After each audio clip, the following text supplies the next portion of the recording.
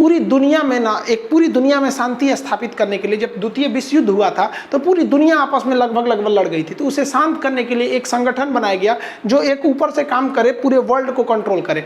इसमें मुख्य भूमिका रूजवेल्ट की थी, जो उस समय अमेरिका के राष्ट्रपति हुआ करते थे। उन्होंने क्या किया, एक यूएनओ जो पहले से एक 1920 से चलते आ रहा था, लीग ऑफ नेशन, उसी को मॉडिफाई करके एक यूनाइटेड नेशन ऑर्गेनाइजेशन यूएनओ की स्थापना किया, जिसे हम लोग शॉर्टकट में भले यूएनओ कहते हैं, शॉर्टकट में अगर यूएन भी बोलेगा तो आप समझिएगा कि यूएनओ की बात कर रहा है। इसकी स्थापना जो है वो न्यूयॉर्क का एक आइलैंड है जिसका नाम है मैनहट्टन आइलैंड, वहीं पे हुई थी 24 अक्टूबर 1945 को। अभी तक में इसके 193 सदस्य हो चुके हैं। दक्षिणी सूडान 2011 में इसका सबसे नया सदस्य बना है, तो अभी इसमें 193 सदस्य हैं। इसकी जो सबसे बड़ी सभा होती है उसे कहते हैं जनरल असेंबली, इसे विश्व का लघु संसद के नाम से जाना जाता है। इसके टोटल 6 अंग है, लेकिन इस वीडियो में हम केवल एक अंग की चर्चा करेंगे जो सबसे महत्वपूर्ण है, जिसे कहते हैं हम लोग सिक्योरिटी काउंसिल।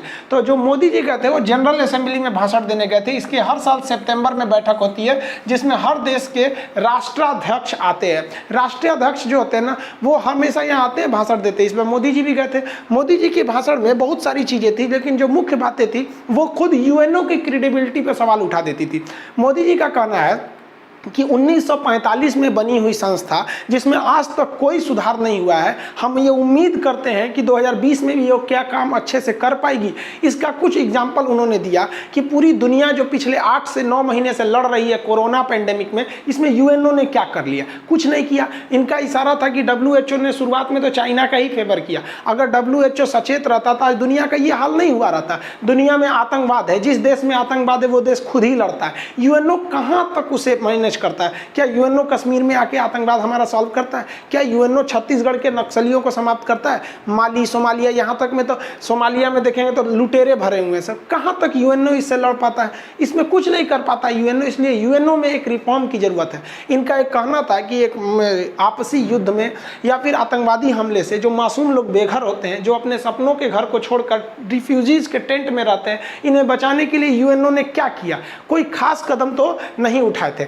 बाद में मोदी जी ने कुछ देश की भी बात किया था कि इंडिया में इन्होंने डिजिटलाइजेशन को बहुत ज़्यादा आगे बढ़ाया है, और ये रियलिटी भी है। बहुत सारे लोग को, जैसे आप जनधन योजना से देखिए, जो वित्तीय समावेशन था, इन्होंने कहा कि हम लगभग 400 मिलियन लोगों को हमने क्या किया है, बैंकिंग से कनेक्ट किया है, जो ठीक भी है, इंटरनेट के मामले में ठीक है।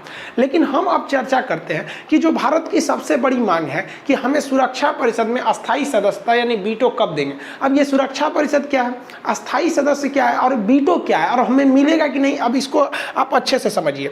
देखिए, यूएनओ के 6 अंग में से जो सबसे महत्वपूर्ण अंग है वो है उसका सिक्योरिटी काउंसिल, सुरक्षा परिषद। इसे हम लोग दुनिया का पुलिसमैन कहते हैं। मतलब दुनिया में किसी को भी सजा देना है ना, तो वो यही देता है, सिक्योरिटी काउंसिल। सद्दाम हुसैन पर सैंक्शन लगा दिया था, एम्बार्गो लगा देगा तो आप किसी देश से व्यापार ही नहीं कर पाएंगे। तो ये बहुत खतरनाक होता है, सिक्योरिटी काउंसिल होता है। अब ये सिक्योरिटी काउंसिल जो है, इसमें 15 मेंबर है, जिसमें 10 मेंबर जो हैं अस्थायी हैं और 5 मेंबर अस्थायी हैं। तो आपको पता ही है, जो अस्थायी यानी परमानेंट है, उनके लिए तो कोई टाइम बाउंडेशन है ही नहीं है, वो तो परमानेंट है। समझ में आया कि नहीं आ गया? और जो बाकी 10 मेंबर हैं वो अस्थायी हैं, यानी परमानेंट नहीं है, टेम्पोररी हैं। इनका कार्यकाल केवल 2 साल होता है। इनका चुनाव अल्फाबेटिकली हो जाता है। अभी भारत जो है वो 2012 में एक बार इसका सदस्य बना था, अब फिर 2021 में इसका सदस्य बनने जा रहा है। 21 से 22 2 साल रहेगा यहाँ पर। अब भारत नहीं रह पाएगा। बाकी ऐसे 5 देश हैं जो हमेशा रहेंगे, मतलब जब तक यूएनओ है तब तक रहेंगे। आखिर अब ये 5 देश कौन कौन है और इनका क्या क्या काम है, पहले यहाँ समझिए। पहले हम इन 5 देशों को समझ जाते हैं। ये यूएन को जो हेडक्वार्टर है, इसे यूएन कहिए या यूएनओ, इसमें 5 जो अस्थायी सदस्य हैं, इन्हें याद करने के लिए आप नक्शा का प्रयोग कीजिए। बिना मैप के आप पढ़ेंगे तो आपके दिमाग से उतर जाएगा। कितने चीज़ों को याद रख सकते हैं? तो सबसे पहले इधर देखिए नक्शा से, ये यूएसए है। पहला क्या हो जाएगा? यूएसए। पहला अमेरिका कहिए या यूएसए कहिए। उसके बाद आपका आएगा ब्रिटेन, उसके नीचे फ्रांस। ब्रिटेन फ्रांस दोनों आपस में, तो मतलब एक ही पास है, दोनों के बीच में थोड़ा सा तो इंग्लिश चैनल यानी का अंतर है। एक समुद्र का चौड़ा, समुद्र में चौड़े रास्ते को जो कहते हैं ना वो चैनल होता है, पतला को स्ट्रीट कहते हैं। तो पहला कौन सा का? America, Britain, France. हो गया। नक्शा में कैसे याद रखें? America, Britain, France. नक्शा से याद रखना है आपको, देश नहीं याद रखना है, नक्शा। अमेरिका, ब्रिटेन, फ्रांस इधर हो गया। अब इस साइड में आएंगे तो रूस, ऊपर में रूस, नीचे में चाइना। हो गया। यहाँ पे देखिए ये दोनों एक पास, ब्रिटेन फ्रांस एक पास, इनकी मेंटेलिटी भी एक जैसे है। और रूस चाइना, इनकी मेंटेलिटी एक जैसे, दोनों पहले कम्युनिस्ट थे सर, अभी रूस जो है लोकतंत्र हो गया है। वो भी काहे को लोकतंत्र, 2002 से तो अभी तक पुतिन बैठे हैं 2035 तक में, कौन सी का लोकतंत्र है। तो टोटल कितने देश हो गए? 5। अब हम आपसे कहते हैं, आप बताइए कितने हो गए? पहला अमेरिका, ब्रिटेन, फ्रांस, रूस, चाइना। अमेरिका, ब्रिटेन, फ्रांस, रूस, चाइना, ये 5 देश हैं जिन्हें वीटो है, ये अस्थाई सदस्य है। इनका यहाँ नाम है, ये झंडा है इन लोगों का। अब ये आप अगर गौर कीजिएगा ना, तो ये वही देश हैं जो द्वितीय विश्व युद्ध जीते थे, आपस में लड़के जीत गए थे। ये सब कहीं ना कहीं से यही लोग जीते थे। जर्मनी हारा था, इटली हारा था, उधर में आपका जापान हारा था, और चाइना ने भी इनडायरेक्टली जापान को मारा था। तो आप समझिए कि वो अमेरिका की ही ओर से लड़ा था। तो ये जो द्वितीय विश्व युद्ध में जीत गया, उसको आपने परमानेंट सदस्य दे दिया, बाकी को टेम्पोररी दिया, 2 साल लाओ जाओ। अब ये इनका पावर क्या है ये समझिए, ये तो आप 5 समझ गए ना। इनका पावर देखिए, जितने परमानेंट मेंबर यानी अस्थायी सदस्य वाले जो 5 देश हैं, इनके पास एक पावर है वीटो पावर। वीटो को हिंदी में कहते हैं निषेध शक्ति। इसे हम आम बातचीत की भाषा में हम कहें तो इसका मतलब होता है ना। जैसे अगर कोई हमसे कहता है कि सर आज पार्टी किया जाए, मान लीजिए सारे लोग रेडी हैं और हम कह दिए वीटो, तो वीटो का मतलब किसी भी चीज़ को हमेशा के लिए रोक देना, मतलब उस प्रस्ताव को ही रोक देना, उसे क्या कहते हैं? वीटो। तो जितने अस्थायी सदस्य हैं उन्हें वीटो प्राप्त है। याद रखिएगा, जो 10 मेंबर यूएनओ के हैं अस्थायी, उनके पास वीटो नहीं है, और ये 5 मेंबर हैं जिनके पास वीटो है। अब यूएनओ में कोई भी विधेयक या प्रस्ताव आता है, जिसे हम लोग रिजोल्यूशन कहते हैं, कि मान लिया कोई रिजोल्यूशन आया कि पाकिस्तान को आतंकवादी देश घोषित कर दिया जाए, उसे कोई भी आर्थिक मदद नहीं दिया जाएगा जब तक कि वो आतंकवाद पर नकेल नहीं कसता है। तो पूरे लोग रेडी हो जाएंगे। यूएनओ के 193 लोग हैं, 193 में 121 लोगों ने कह दिया कि हाँ भैया उसे आतंकवादी देश घोषित कर दीजिए, तो हो जाएगा। लेकिन जो 5 देश है ना जिन्हें वीटो पावर प्राप्त है, आप 5 का नाम याद है ना आपको? अमेरिका, ब्रिटेन, फ्रांस, रूस, चाइना। इसमें से किसी एक ने भी, हम 5 की बात नहीं कर रहे हैं, कोई एक ने भी अगर वीटो कर दिया कि नहीं हम इस प्रस्ताव से खुश नहीं हैं, तो वो प्रस्ताव कट जाएगा, चाहे उसमें कितनी भी अच्छाई है। मौलाना मसूद अजहर जो भारतीय तिहाड़ जेल में बंद था, उसे आतंकवादियों ने IC-814 प्लेन को हाईजैक करके सन 2000 में लेके गए थे और उसके बाद इन्हें छुड़ाए थे, और यूएनओ ने उसे आतंकवादी घोषित कर दिया। लेकिन चाइना ने कह दिया नहीं वीटो, कि अभी इसके खिलाफ सबूत नहीं है, कोई मतलब नहीं बनता है। वीटो जो है हम रोक दिए, हमारा दादागिरी है, समझा? यूएनओ जो 193 देशों का संगठन है जो पूरी दुनिया को चला रही है, ये एक्चुअली में एक 5 घोड़े का रथ है। वो रथ की तरह है जिसमें 5 घोड़े लगे हैं, और उन घोड़े का लगाम 5 देशों के पास है। 5 घोड़ों का लगाम, कोई एगो रोकेंगे रथ रुक जाएगा। ऐसा थोड़ी है 5 घोड़ा का रथ एगो रुक जाएगा तो रथवा जाएगा, उलटिए जाएगा। ये पावर होता है वीटो का। तो वीटो मिलेगा किसको? जिसके पास अस्थायी सदस्यता है, कुछ भी रोक सकते हैं।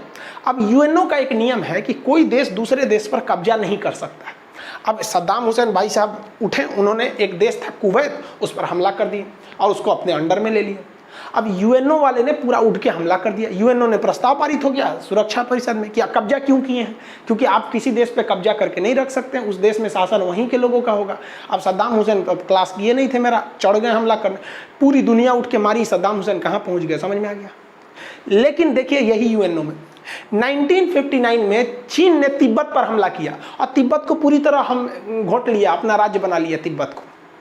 जब सुरक्षा परिषद में यह प्रस्ताव गया कि नहीं सारे देश चीन का विरोध करें या चीन पर हमला करें जब तक वह तिब्बत को नहीं छोड़ देता है, तो 121 सदस्यों की जरूरी है, प्रस्ताव पारित हो गया। लेकिन 5 जो वीटो पावर वाले हैं उनका भी तो सहमत होना जरूरी है। सब सहमत हो गए सर, अमेरिका, ब्रिटेन, फ्रांस, रूस सब सहमत हो गए। चाइना का हमारे पे हमला, वीटो। ले भैया, इसका मतलब ये हुआ कि जिनके पास वीटो है ना वो रौंद देंगे किसी को। अब देखिए ना, अफगानिस्तान की क्या गलती थी? रूस उस पर हमला कर दिया था, अपने में कब्जा कर लिया। अब रूस को भगाने के लिए ओसामा बिन लादेन को लेके आया अमेरिका, तुम मारो रूस को, भागो। मतलब अफगानिस्तान को ये लोग ना अखाड़ा बना दिया लो। आप अभी भी देखिए, अमेरिका कहीं भी घुस के हमला कर देता है। अब ईरान के सेना प्रमुख को मार दिया मिसाइल से, समझ में आया कि नहीं? ये उकसावे वाली ना चीज़ है यहाँ पर। अब इराक चौपट हो गया, ईरान होगा तो हम लोग का पेट्रोल का रेट बढ़ जाएगा। तो हम लोग को तो सब चीज़ देख के चलना है ना, कि भाई तुम ईरान से तुम्हारा कुछ भी झगड़ा है उसको जिंदा रखो ना, हम लोग को पेट्रोल देता है, बाकी हमको कौन सी उससे रिश्तेदारी थोड़ी है। तो आपके मन में एक चीज़ तो समझ में आ गया कि जिसके पास वीटो है वो यूएनओ में कुछ करेगा, आप नहीं रोक सकते, समझ में आए ना? कि अब आप एक लड़का कर रहा है कि सर चाइना से ना, हम जब क्लास में पढ़ा रहे थे ऑफलाइन तब, तो कर चाइना से सर वीटो छीन क्यों नहीं लेते हैं प्रस्ताव लाके, तो बेहतरीन है छीन लीजिए। तो छीनने के लिए भी तो 193 में से 121 की जरूरत है, और उसके बाद जो 5 वीटो वाले हैं सब इन पांचों का भी तो सहमत रहना जरूरी है। 5 में से एक को अगर कह दिया वीटो यानी नहीं तो नहीं होगा। तो मान लीजिए चाइना का वीटो छीन रहे हैं तो अमेरिका कहेगा ठीक है, ब्रिटेन फ्रांस रूस छीने, और चीनवा कहेगा हमरे छीनेगा रे ले वीटो, जो यहाँ से नहीं छीन सकते, उन्हीं के पास वीटो रहेगा। और अगर कोई देश वीटो लेना भी चाहता है ना, यूएनओ में सुधार होगा कि भैया 1945 की चीज़ है, पुरानी हो गई है, इसमें सुधार कीजिए।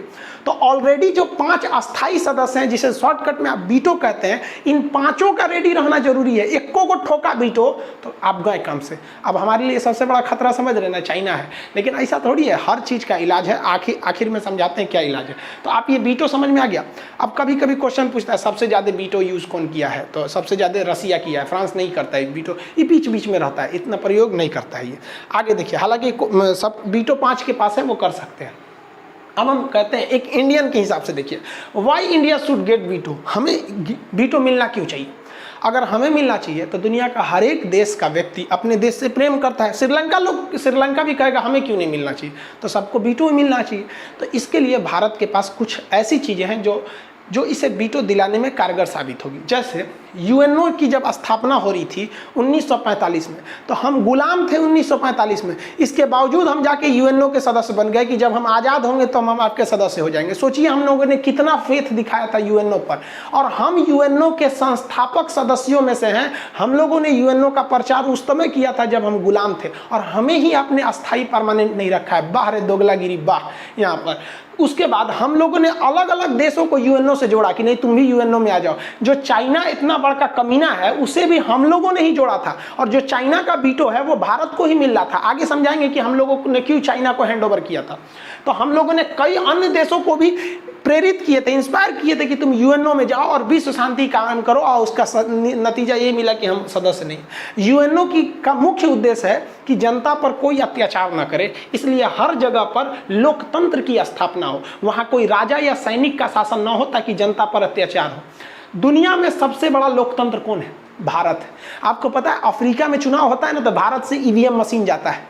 दुनिया के सबसे बड़े लोकतंत्र हैं। हमसे ज़्यादा जनसंख्या चाइना में है, लेकिन चाइना में चुनाव ही नहीं होता है। सी जिनपिंग आएंगे, अब उसके बाद कौन आएंगे, वही एक तो पार्टी है कम्युनिस्ट पार्टी, वही डिसाइड कर देगी। जनता वहाँ वोट नहीं देती है। तो ये बात आपने बहुत कन्फ्यूजन हो जाता है, सर हमसे ज़्यादा तो जनसंख्या चाइना की है। चाइना जनसंख्या में है बट वहाँ डेमोक्रेसी नहीं है। तो सोचिए जो यूएनओ का मुख्य उद्देश्य है कि डेमोक्रेसी होना चाहिए, तो जिस डेमोक्रेसी को चाइना फॉलो नहीं करता आपने उसे अस्थायी सदस्य दे दिया। और दुनिया का जो सबसे बड़ा डेमोक्रेसी है भारत, ये तो आपने उसी को सदस्यता नहीं दिया। बहुत बढ़िया भाई, बहुत बढ़िया। ये तो वही बात हो गया, शराब का 2 पैक लगा के आप कहिए कि शराब बंद होना चाहिए, शराब नहीं बिकना चाहिए। भैया जो खुद डेमोक्रेसी नहीं है उसको दे रखा आपने। उसके बाद सेकुलरिज्म। हिंदुस्तान एक सेकुलर कंट्री है।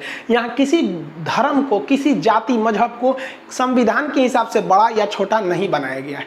यहाँ सारे लोग आराम से रह सकते हैं। अब कुछ लोग कमेंट करेंगे कि सर ऐसी समस्या, देखिए जहाँ भी जो चीज़ ज़्यादा रहती है ना, तो माइनॉरिटी को थोड़ा सा प्रेशर झेलना ही पड़ जाता है। अदरवाइज में भारत में कभी भी ऐसा नहीं दाग लगा है। पाकिस्तान हमारे सामने अलग हुआ था, वो इस्लामिक कंट्री हो गया है। अब वहाँ नियम है कि कोई हिंदू प्रधानमंत्री नहीं बन सकता, कोई हिंदू सुप्रीम कोर्ट का जज नहीं होगा, कोई हिंदू राष्ट्रपति नहीं होगा, मतलब जब भी होंगे तो मुसलमान होंगे। हिंदुस्तान में ऐसा कोई नियम नहीं है। आपके पास भी 273 सीट है, आप मोदी जी को हटा के जैन धर्म के हैं, कोई दिक्कत नहीं। आप दिगंबर है, बिना वस्त्र पे आप प्रधानमंत्री हो सकते हैं। बस आपको 273 सीट चाहिए। आप सीटें में नहीं लाएंगे, आप खोजेंगे प्रधानमंत्री हो जाए। 3-3 मुस्लिम राष्ट्रपति हो गए हिंदुस्तान में। हमारे देश के आज भी सुप्रीम कोर्ट में मुस्लिम जज हैं, और भारत में किस पद पर मुस्लिम नहीं रहे? प्रधानमंत्री बनने के लिए तो भी आपको 273 सीट चाहिए ना जी। अब आप लाइए सीट, आप भी बन जाइएगा। तो ये सारी चीजें, भारत में ऐसा कोई भेदभाव नहीं है। हमने जॉर्ज फर्नांडिस को रक्षा मंत्री तक बनाया है। कौन, क्या हम लोगों ने नहीं एक्सेप्ट किया? हर धर्म को हम लोगों ने एक्सेप्ट किया, फिर भी हमें अस्थायी सदस्यता नहीं है। चाइना में देखिएगा तो चाइना में मुसलमानों को दाढ़ी रखना अलाउ नहीं है। महिलाएं बुर्का पहनती है तो काट देते हैं, सब जांग घुटना से ऊपर कपड़ा रहना चाहिए। स्कर्ट पहना के घुमाते हैं सब मुसलमानों को। ये पाकिस्तान तब नहीं कहता है कि हम मुसलमानों को बचाएंगे। ये पाकिस्तान को मुसलमान की याद कब आती है? जब कश्मीर मुद्दा आता है तब। वहाँ उगारे घुमा रहा है चाइना में, तो नहीं बोलना है तुमको कि इस्लाम खतरे खतरे में है तब तो अरे तुम्हारा बाप है वो कैसे बोल देगा तुम वहाँ पर। तो ये सेकुलरिज्म के मामले में हम लोग अच्छे हैं। दुनिया में सबसे ज़्यादा शांति की बात हम ही करते हैं। दुनिया में अभी कहीं मार और होता है ना तो हम भारत अपनी सेना भेजता है, सूडान वगैरह में भेजा है शांति के लिए। कोई कह सकता है अरे छोड़िए ना, आज यूएनओ बना साला 1945 में, जब दुनिया नहीं थी ना तो हमारे शास्त्रों में लिखा था वसुधैव कुटुंबकम। हम लोगों ने 26/11 जो हमला हुआ था, 26/11 तो खैर छोड़िए ना, 26/11 करें, 9/11 1893 जब स्वामी विवेकानंद कहाँ गए थे, शिकागो में, वहाँ उन्होंने ladies and gentleman, brothers and my sister कह के पूरी विश्व को संबोधित किया था। और हम ही अस्थायी सदस्य नहीं है। और भी देखेंगे टेररिस्ट, यूएनओ कहता है कि आप टेररिस्ट को बढ़ावा नहीं देंगे। भारत आतंकवाद को झेला है, लेकिन हम लोगों पे कभी कोई नहीं कहेगा कि कोई भारत का आतंकवादी जाकर कहीं जाके बम फोड़ा। ये हम लोग जानते ही नहीं हैं। हम लोग कहीं पे भी अगर आप हिंदुस्तानी हैं, आपके पासपोर्ट पे इंडियन लिखा है तो आप इज्जत की नज़र से देखे जाएंगे वहाँ। अब पाकिस्तानी लिखा है ना, 4 बार सिक्योरिटी जांच करेगा, ससुर कहाँ छुपा के रखा है। तो हम लोगों ने कहीं टेररिस्ट का नहीं है। अब पाकिस्तान वाले कहते हैं कि आपने बांग्लादेश में मुक्ति वाहिनी घुसा दिया, तो भैया पूरी दुनिया से आप जाँच करा लीजिए कि मुक्ति वाहिनी खुद बांग्लादेश के लोग थे जिन पर आप लोगों ने अत्याचार किया था। भारत ने उन्हें अत्याचार से मुक्ति दिलाने के लिए हथियार उठाया था। तो इसका मतलब क्या, रावण को मारने के लिए भी हम लोगों ने हथियार उठाया था। तो राम जी को आप क्या मर्डरर कहिएगा? अरे वो अन्याय पे था इसलिए मार दिए। न्याय और अन्याय में भी फर्क न होना चाहिए। WHO, पूरी दुनिया जब पोलियो से ग्रस्त रहती है, आपको पता है दुनिया का 90% पोलियो का ड्रॉप भारत से जाता है। यूएनओ कहता है कि हम पोलियो मुक्त करेंगे, मलेरिया मुक्त करेंगे। कहाँ से दवाइयाँ ले जाता है रे? भारत से। एस्ट्राजेनेका खोज कर रही है, मॉडर्ना अमेरिका में खोज कर रही है, स्पुतनिक खोज कर रहा है, चाइना का जो सीनो वैक्सीन है खोज कर रहे हैं, लेकिन सब भारत से कर रहे हैं कि भैया हम तो खोज कर लेंगे, बनाएंगे कैसे? तुम भारत वाला बना के देना। और हम लोग अस्थायी सदस्य नहीं है। वाह रे यूएनओ वाह। यहाँ पर रिलेशन पूरी दुनिया में अगर चाइना और पाकिस्तान को छोड़ दीजिएगा तो पूरी दुनिया भारत को इज्जत के नज़र से देखती है। ये साले कभी नहीं देखेंगे, इनको तो छोड़िए के चलिए, ये कभी नहीं देख सकते। कहते हैं ना पता नहीं किसका पूंछ सीधा नहीं हो सकता, आप जानते हैं किसका नहीं। तो पूरी दुनिया में हमारा रिलेशन भी अच्छा है। तो इस आधार पर हम कह सकते हैं कि हम एक पूर्ण हकदार हैं कि हमें यूएनओ का सदस्य परमानेंट सीट मिलनी चाहिए, और परमानेंट सीट मिलने के एवज में हमारे पास वीटो पावर होना चाहिए ताकि वर्ल्ड की डिसीजन लेने में हम मदद कर सकें। क्योंकि जब अमेरिका इराक पर हमला करने जा रहा था और हमारे पास वीटो रहता तो हम लोग शर्तीय वीटो कर देते, क्योंकि उससे हमें 2 चीज़ का लॉस हुआ था। हमारे लगभग 2.5 लाख लोग काम करते थे इराक में, उनकी नौकरी चली गई, और हमें एक सस्ता पेट्रोल मिलता था वो भी चला गया। आज रहता तो हमें मिल जाता ना। अब हमें मिला क्यों नहीं, इसका विरोध क्यों हो रहा है, इसके भी कुछ कारण समझ जाते हैं। अगर आप मेंस एग्जाम लिखिएगा तो दोनों लिखना पड़े। तो हमें क्यों नहीं मिला आज तक यूएनओ तो परमानेंट सीट? तो देखिए यूएनओ ने एक नियम बनाया था, NPT, न्यूक्लियर नॉन प्रोफिलरेशन ट्रीटी, नाभिकीय अप्रसार संधि। ये इसका एक अलग वीडियो बना के समझा देंगे, अभी नॉर्मली समझिए। इसमें कहा गया था कि आप परमाणु हथियार को नहीं रख सकते हैं। 1968 के बाद आप परमाणु हथियार नहीं रख सकते हैं। समझ में आ गया कि नहीं आ गया? उससे पहले है तो आप रख लीजिए। ये इंप्लीमेंट हुआ था 1970 में, तो 70 समझ के चलिए, लेकिन आ गया था 68 में।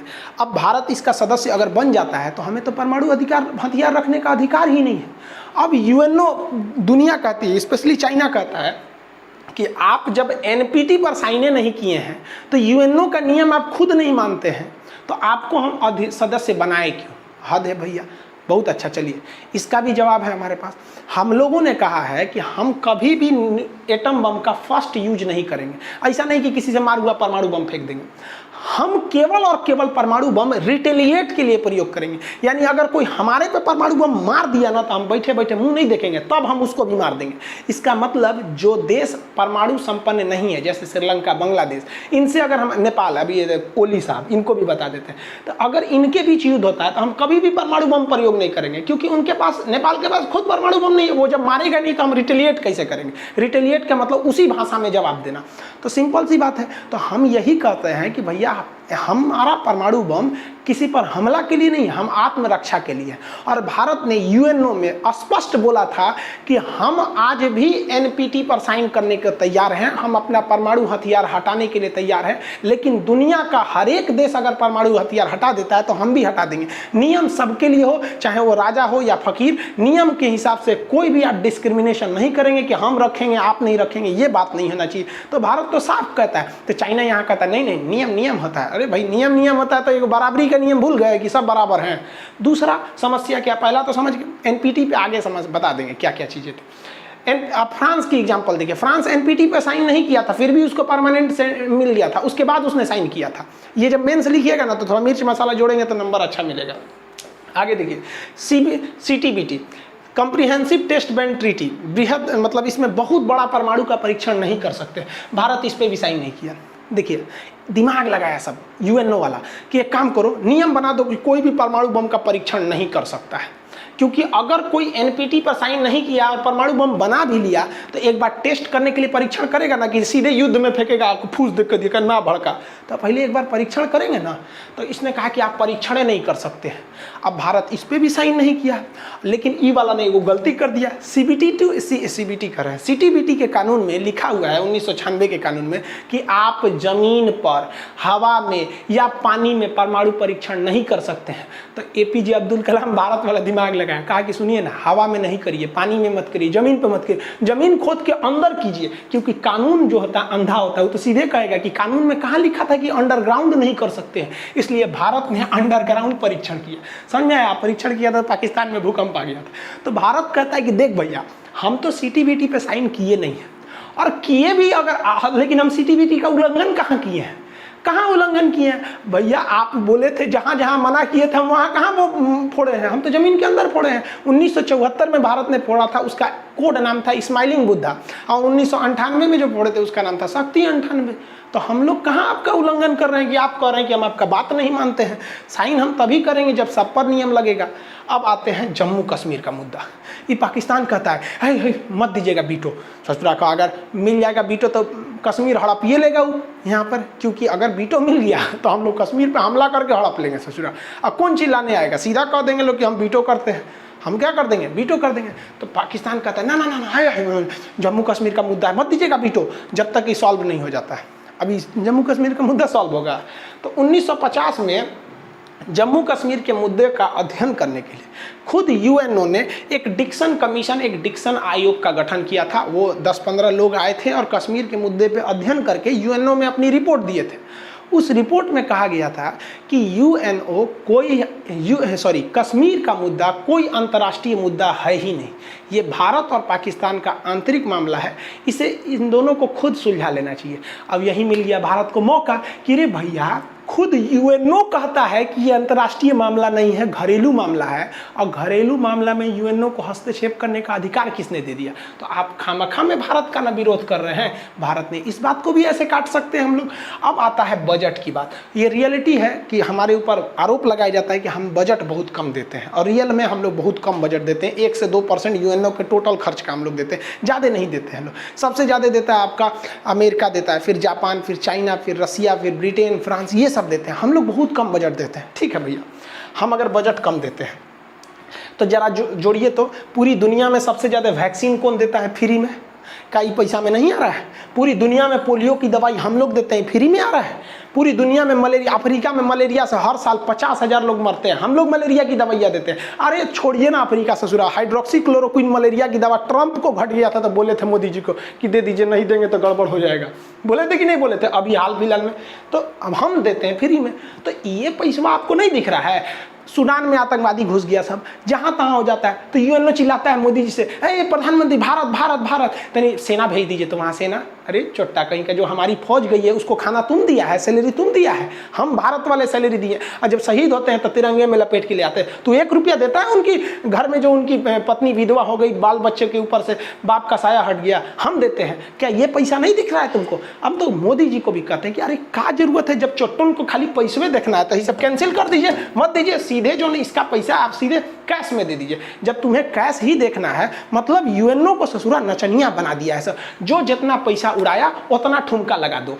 हद हो गया यूएनओ में। तो भारत को वहां डट कर बोलना पड़ेगा कि ये चीज है, आप मेरा विरोध मत कीजिए, और नहीं तो ये जवाब देख लीजिए, और आपके पास कोई जवाब है तो दीजिए। समझ आ रहा है? हालांकि भारत के जितने भी पीस कीपिंग मिशन थे, सब हम लोगों ने आतंकवादियों को रोकने के लिए किया था। तो हमारे जो यूएनओ में अस्थायी सदस्य थे, जो मतलब जो भारत के अधिकारी वहाँ थे, सैयद अकबरुद्दीन, इसी साल 2020 में रिटायर हो गए, इन्होंने कई बार बहुत सख्ती से आवाज़ को उठाया था। लेकिन देखिए, एक प्रतिनिधि की आवाज़ उठाना और एक प्रधानमंत्री की आवाज़ उठाने में बहुत का अंतर होता है। तो मोदी जी को भी एकदम स्पष्ट ऐसे ही गिनवा के एक बतिया बोलना चाहिए कि देखिए इसलिए आप विरोध कर रहे हैं और ये चीजें हमारे पास हैं। एकदम गिनवा के मोदी जी को बोलना चाहिए, लिस्ट बनाकर वहां पर आना हो तो मोदी जी को भी ट्वीट कर दीजिएगा कि लीजिए लिस्टवा बना लीजिए और यही जाके बोलिएगा, तब हम लोग को मिलेगा। अब संभावना समझते हैं हम लोग को कब मिलेगा।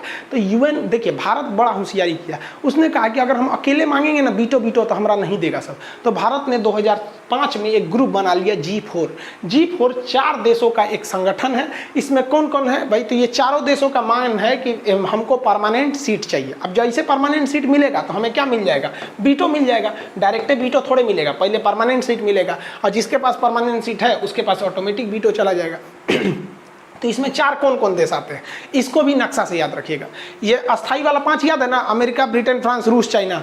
अब जो मांग कर रहे हैं G4 उनको देखिए, एशिया से देखिए इंडिया और जापान। एशिया से हो गया ना, इंडिया जापान। यूरोप से एक जर्मनी मांग रहा है, हिटलर वाला जर्मनी। तो India Japan Germany, India Japan Germany. और इस साइड से ब्राजील मांग रहा है, कह रहा कि भैया हमको भी चाहिए। और रियल में ही है भाई, आप 1945 का मॉडल को 2020 में लेके झेल रहे हैं। तो यही यूएन को जो महासचिव है ना भैया एंटोनियो गुटेरेस, उनको 1945 का टेलीफोन थमा देना चाहिए, लीजिए कंट्रोल करिए, ऐसे सर डिडिंग डिडिंग बात करेंगे यहाँ पे तो अपने झुनक जाएंगे, कहेंगे हाँ हमको 5G टेक्नोलॉजी चाहिए। तो उनसे कहिए ना कि काहे 1945 का मॉडल वाले के झेल रहे हैं, 2020 में सुधार कीजिए। तो ये चारों मांग रहे हैं। इन G4 समझ में आ गया। एशिया से देखेंगे तो India Japan Germany Brazil, India Japan Germany Brazil, India Japan Germany Brazil. और जो अस्थाई जो पहले से हैं अमेरिका, ब्रिटेन, फ्रांस, रूस, चाइना। नक्शा के हिसाब से पढ़ेंगे, याद हो जाएगा नक्शा वाला। वैसे मानचित्र का बैच भी कल से स्टार्ट हो जाएगा। तो ये आप G4 समझ गए। लेकिन इसमें किसको मिलेगा, इंडिया को मिलेगा, जापान, जर्मनी, ब्राजील, किसको मिलेगा? ऐसा भी तो सबको मिल जाएगा थोड़ी ना। इसमें हम संभावना तलाशते हैं किसको मिलेगा किसको नहीं मिलेगा। देखिए बात करते हैं जापान का, तो एकदम गारंटी जापान को नहीं मिलेगा, क्योंकि किसको मिलना चाहिए ये डिपेंड करता है उस पर कोई भी बीटो न करे।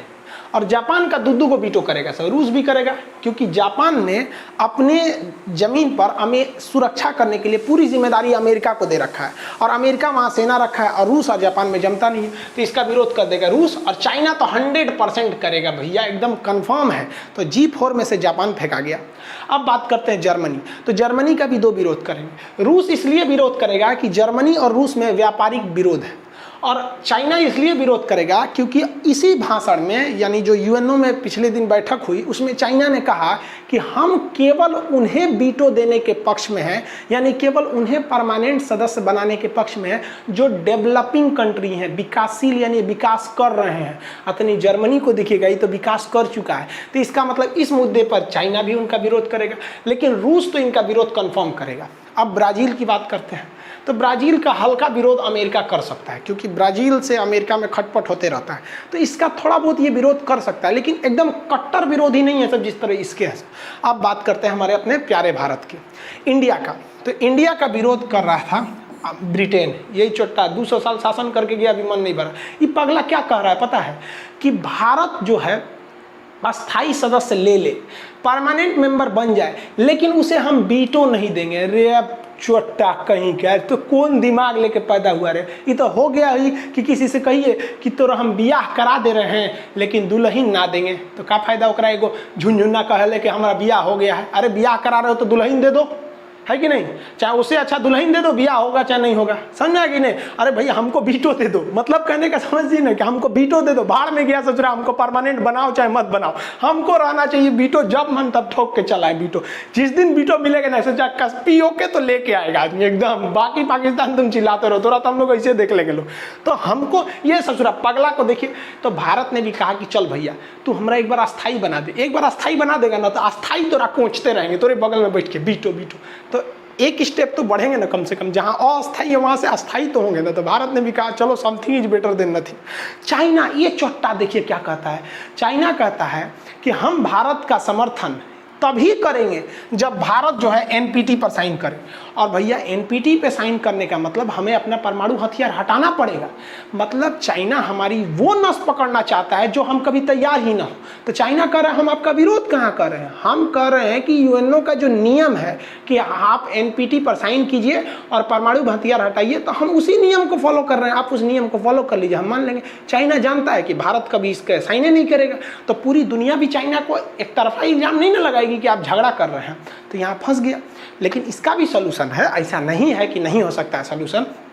सबसे पहले भारत सरकार जो इस बार भी मुद्दा उठा है टेक्स्ट बेस्ड नेगोशिएशन, मतलब लिखित हमको चाहिए कि कब इस पर सुधार होगा। अभी क्या मौखिक है, अमेरिका भी कहता है हम भी सुधार के पक्ष में, अरे चोट्टा कहीं का 2010 से सुनते आ रहे हैं लोग कि सुधार के पक्ष में। कहिया मीटिंग बुलाएगा कि यूएनओ का विस्तार होना चाहिए कि नहीं। तो सबसे पहले तो एक टेक्स्ट बेस्ड नेगोशिएशन होनी चाहिए और टाइम लाइन के अंदर की एक लिखित होना चाहिए और एक टाइम फिक्स होना चाहिए कि हाँ 2025 में इसकी बैठक होगी या 2022 में होगी, कि हम लोग उस समय फाइनली सुधार कर देंगे लोग। एक इस तरह से होना चाहिए, समझाएगी कि नहीं आएगा।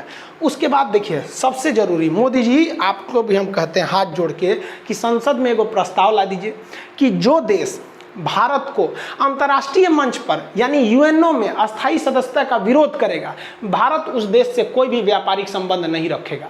अब पबजी और टिकटॉक बैन, पबजी पे तो बैन वापस हट गया, टिकटॉक पे बैन लगा तो चाइना को समझ में आया था कि भाई क्या क्या झमेला हुआ था।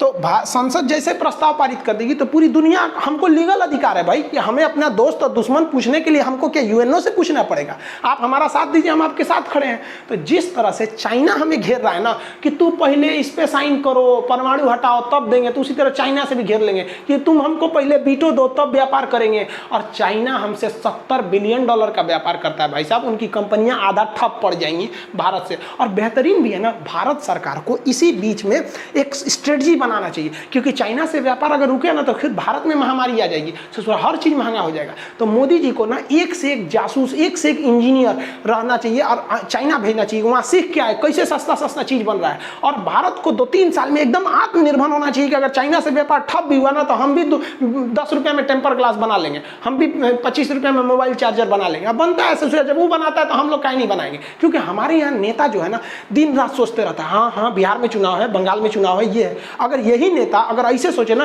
कि चाइना के जीडीपी यहाँ गया, हमारा पीछे गया, हमें बराबरी करना, हमें ये चीज का उत्पादन करना, इलेक्ट्रॉनिक में चाइना आगे जा रहा है, ये नहीं सोचेगा। वो सोचेगा अरे मध्य प्रदेश में सरकार, कर्नाटक, ये इसी में चौपट हो जाता है। तो संसद में ये प्रस्ताव लाना चाहिए। तो प्रस्ताव ला रहा है जो किसान उसान वाला, यहाँ पर किसान वाला प्रस्ताव बताए थे। और सबसे जरूरी चाइना कहाँ घिराएगा, वो MTCR पे घिराएगा।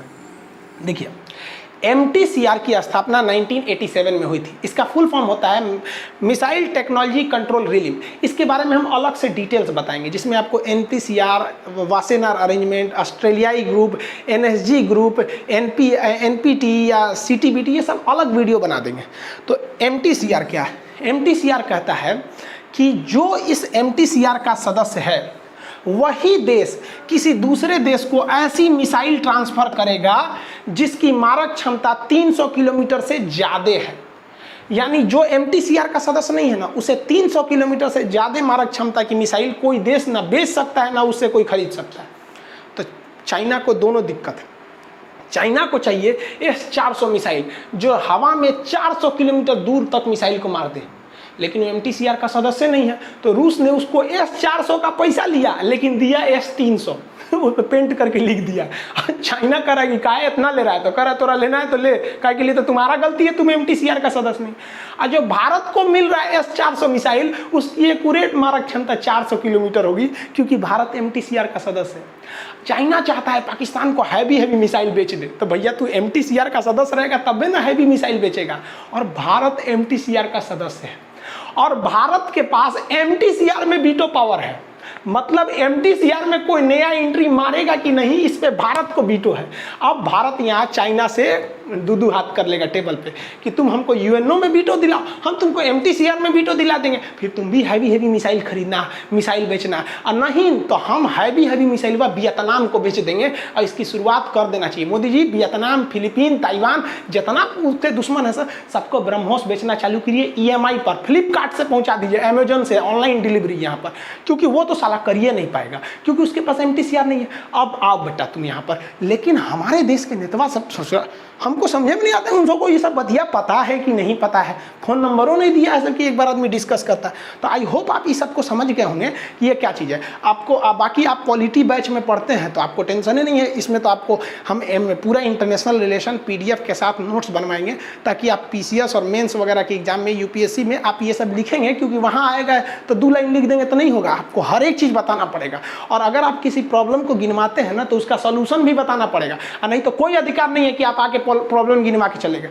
उसका सोल्यूशन भी रहना चाहिए, तब आपको अच्छा मार्क्स मिलेगा। देखिए आप लोग का जो क्लास था वो थोड़ा रुक गया था, एक्चुअली एप्लीकेशन से प्ले स्टोर से हट गया था, लेकिन गूगल ने आज दे दिया यहाँ पर। हम तो सोचे थे कि आप लोग को कहेंगे कि आप लोग ट्विटर पे कैंपेन कीजिए, उसको बोलिए ट्वीट कीजिए गूगला को, लेकिन गूगला पहले ही दे दिया। जो 2,74,000 लड़के यहाँ पे इनरोल है ना, अब यहाँ 2,74,000 में से ओरिजिनल स्टूडेंट केवल 2.5 लाख हैं, बाकी 24,000 लोग हैं जो पढ़ते नहीं हैं, केवल डाउनलोड किए हुए लोग एप्लीकेशन।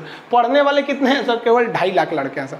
तो अभी क्या है कि सर्वर बढ़ गया है, तो जितने लड़के आगे देखिए बिहार में अगर हैं तो बीपीएससी का एग्जाम आ रहा है, यूपी पीसीएस वगैरह जितने लोग हैं, आप लोग के लिए पॉलिटी का बैच में हम एक्सटेंड कर दिए हैं, क्योंकि पहले 2 लाख पे ही एडमिशन क्लोज कर दिए थे, अब 50,000 का और जगह बढ़ गया है, तो आप लोग उसमें एडमिशन ले सकते हैं। उसमें आपको international relation, polity, CrPC, IPC, court कचहरी, हर एक चीज़ जितनी चीज़ें हैं वो आपको A to Z चीज़ें बता दी जाएंगी।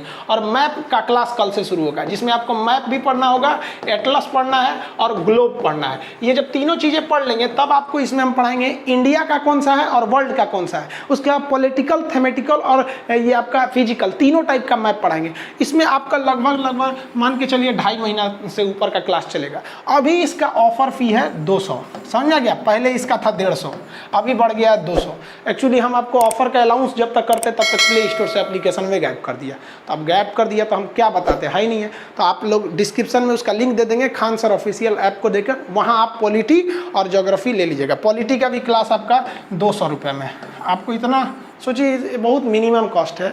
200 में आप पूरी दुनिया का कोना कोना जान जाएंगे, हर एक चीज़ मिल जाएगा। पॉलिटी में तो फिर आप समझिए कि फिर आपसे कोई नहीं है। एक लड़का ना कमेंट क्या किया कि सर हमको थाना में ले गया था, मतलब उसने कमेंट करके बताया, तो पूछा कि तुमको डर नहीं लग रहा है, तो कह रहा है कि हम खान सर का पॉलिटी बैच के स्टूडेंट हैं।